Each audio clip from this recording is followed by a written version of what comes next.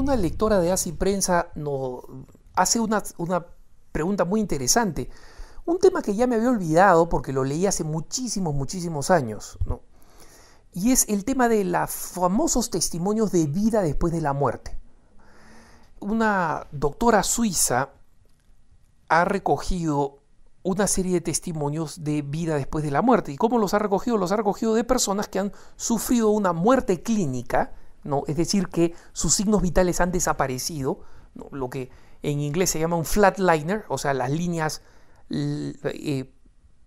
planas, ¿no? De respiración, de actividad cerebral, de palpitaciones del corazón, etc., ¿no? Que en las películas nos muestran en esos aparatitos que tienen esa señal que van haciendo tit, tit, tit, y de repente suena un pito largo, plano, diciéndonos que la persona ha muerto y todo el mundo llora, ¿no? En las películas. Bueno,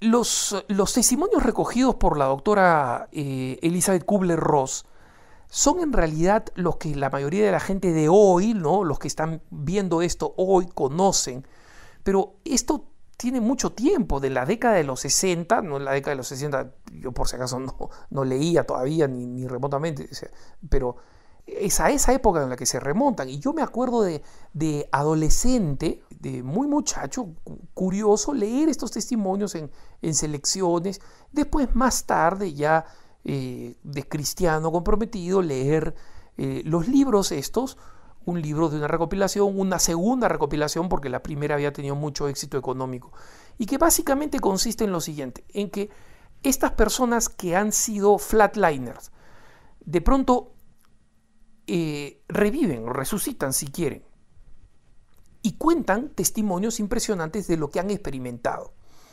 Y estos testimonios tienen algunos componentes en común.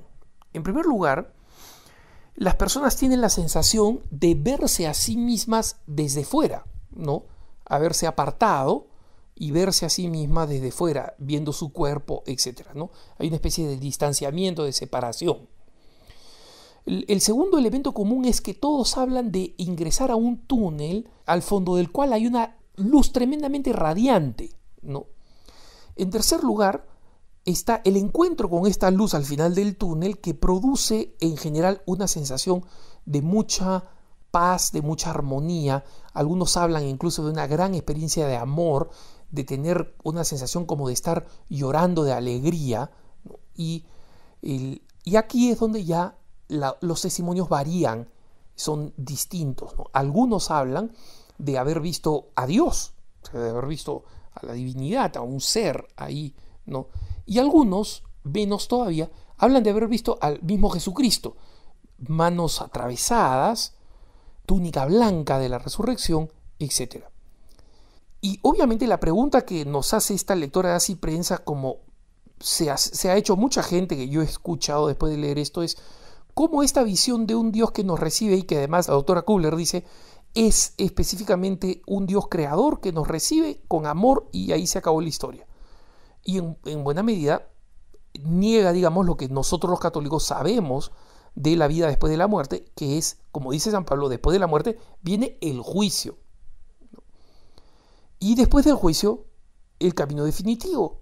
San Mateo, capítulo 25, los buenos, los benditos de mi Padre, al lado derecho del Señor, los malditos al lado izquierdo, y luego a la Gehenna, es decir, al infierno. Muy bien, en realidad aquí no hay ninguna incompatibilidad, salvo que nosotros le demos a estos libros y a estos testimonios recogidos por la doctora Kubler más valor del que tienen. ¿Y cuál es el valor que tienen? Muy poco. Es muy bonito, muy inspirador, pero su valor real es muy poco. ¿Por qué? Veamos. En primer lugar, el hecho de que hayan sido doctores los que hayan recogido estos testimonios no convierten estos testimonios en una verdad científica. Yo podría estar en una mesa de operaciones donde efectivamente un paciente se me va, como dicen los doctores, se nos fue, ¿no? Y de pronto resucitar, y esta persona se sorprende y me cuenta todo lo que ha visto este túnel, esta presencia cálida, etcétera, etcétera. Yo podría tomar testimonio, podría ponerlo en un libro y decir, acá están los testimonios de vida después de la muerte. La gente probablemente no les daría mucha importancia. ¿Por qué? Porque no tengo el doctor tanto, el médico tanto, antes de mi nombre. Pero hay que recordar que esto no se trata más que de la narración de testimonios recibidos. Nadie ha comprobado que esto ha sucedido científicamente. Es más, algunos científicos agnósticos han dicho que muchas de estas sensaciones en las personas que han sufrido una muerte clínica son sensaciones que se pueden perfectamente explicar. Y no recuerdo todos los argumentos porque esto lo leí hace muchísimos años, pero recuerdo uno de ellos que explicaba que cuando la muerte se produce, la papila se dilata y en consecuencia, si el cerebro todavía en alguna parte, en el fondo de la persona, que aparentemente así es, porque si no, no volvería a la vida, en alguna parte el cerebro percibe esta intensidad de luz. Recordemos que las pupilas se agrandan solamente cuando hay oscuridad para poder ver mejor. Pero si la muerte las agranda, la luz del entorno va a saturar la sensación. Y así es como explican, por ejemplo, la posibilidad de una sensación como la de túnel que termina con una luz. Y tratan de explicar algunas otras. Por cierto, no explican cómo ven un Dios o cómo ven a Jesucristo. Pero estas personas son un número limitado los que dicen que ven a Dios y que ven a Jesucristo. En consecuencia, no digo que estos testimonios sean falsos. No, los que han vivido esto lo han contado y los médicos lo han recogido. El error es tratar de sacar una conclusión sobre cómo es la vida después de la muerte en base a estos testimonios. ¿Por qué? Porque, como digo, en primer lugar podrán ser médicos los que los hayan recogido, pero no es una afirmación científica. Es más, existen médicos que tampoco podemos acusar de mala fe, que dicen existen algunas posibles explicaciones científicas a estos fenómenos que parecen sobrenaturales. Entonces, a eso se suma otro hecho. Es bastante equívoco, es decir, fuente de confusión, llamar a estas experiencias de vida después de la muerte.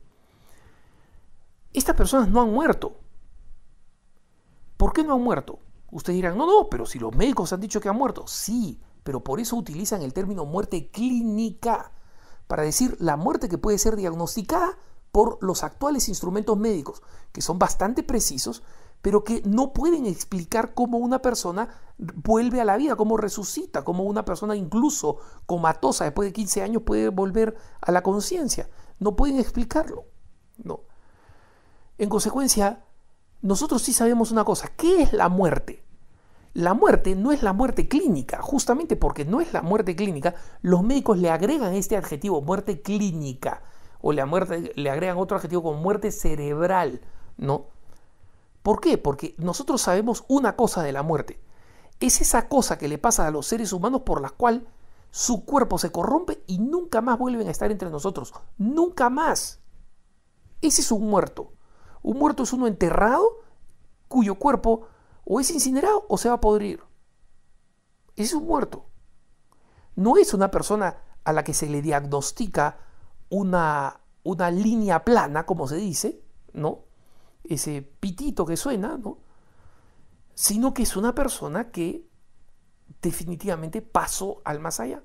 Entonces, los testimonios que nosotros tenemos no son de las personas que han muerto. Son las personas que han sufrido esta muerte clínica y han vuelto. En consecuencia, para muchos, este es un testimonio interesante de cosas buenas, ¿no? O sea, es un testimonio interesante de cómo sí hay una vida y cómo es un argumento en contra de los ateos que creen que no hay nada más allá. Pero fundamentalmente es un argumento que tiene muy, muy poco valor y que no afecta ni cambia en nada lo que nosotros sabemos. Que después de la muerte viene el juicio y después del juicio, en base al mérito de nuestra vida, mereceremos el cielo, tal vez vía el purgatorio o el infierno. Que tengas un buen día.